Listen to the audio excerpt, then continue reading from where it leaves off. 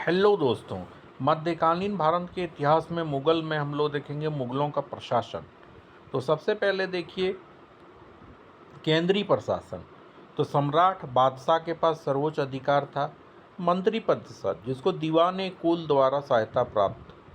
प्रमुख पद वजीर प्रधानमंत्री, दीवान वित्त और व्यय प्रमुख, मीर बख्शी सैन्य प्रमुख, सद्र उर सदूर धार्मिक मामले के प्रमुख, मीर समन कारखानों का मुखिया।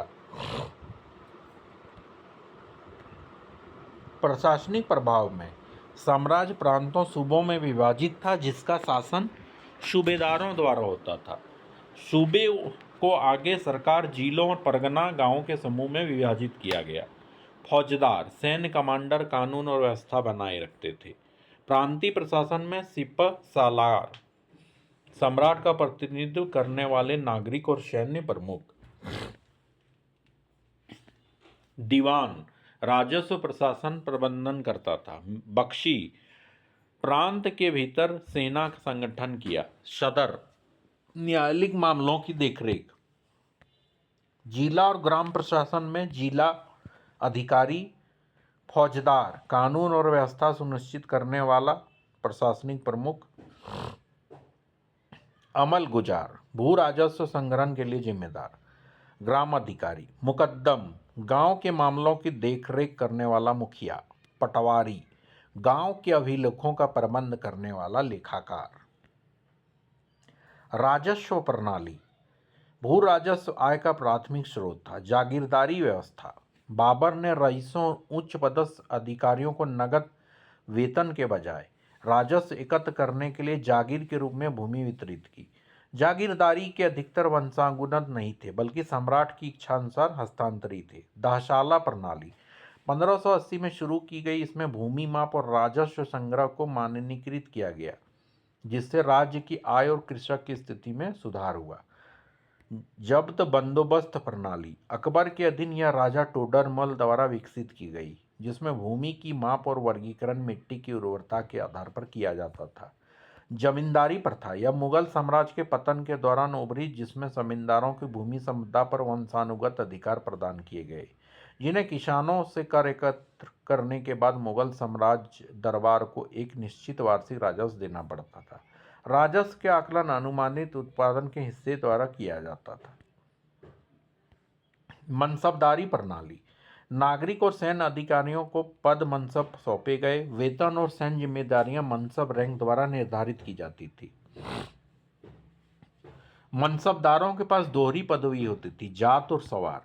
मनसब पद वंशानुगत नहीं था और मनसबदारों को जागीर देकर वेतन दिया जाता था। कानूनी प्रणाली इस्लामी कानून शरिया और स्थानीय रीति रिवाज के संयोजन पर आधारित।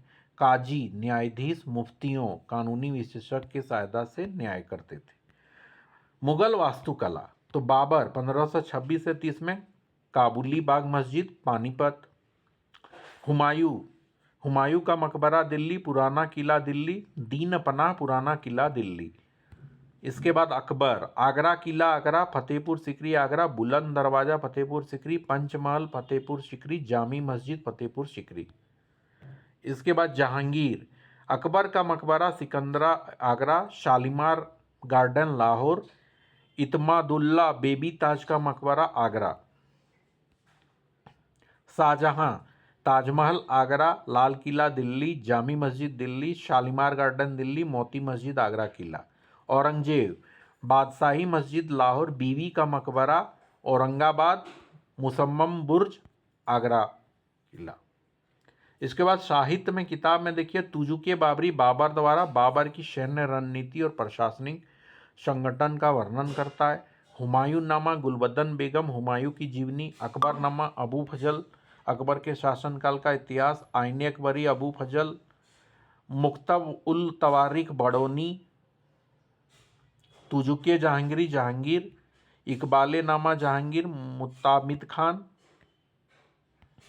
पादशाह नामा अब्दुल हमीद लाहौरी शाहजहां के शासनकाल का इतिहास, आलमगीर नामा मुंशी मिर्जा महमूदा काजीन औरंगजेब के शासन का इतिहास, फतवा आलमगीरी औरंगजेब साम्राज्य के शरिया कानून, मजमा उल बहरीन दो समुद्रों का संगम, दारा शिको धर्मों की विविधता और सद्भाव, भागवत गीता उपनिषद दारा शिको फारसी में अनुवादित, शाहनामा फिरदौसी फारसी राजाओं का इतिहास, नुक्सो ये दिलोकुशा भीमसेन, अरुण गजेब के शासन का विश्लेषण, रामचरितमानस तुलसीदास अवधि में रामायण, सूरसागर सूरदास काव्य संग्रह ब्रजभाषा में। ठीक है, थैंक यू फॉर वॉचिंग।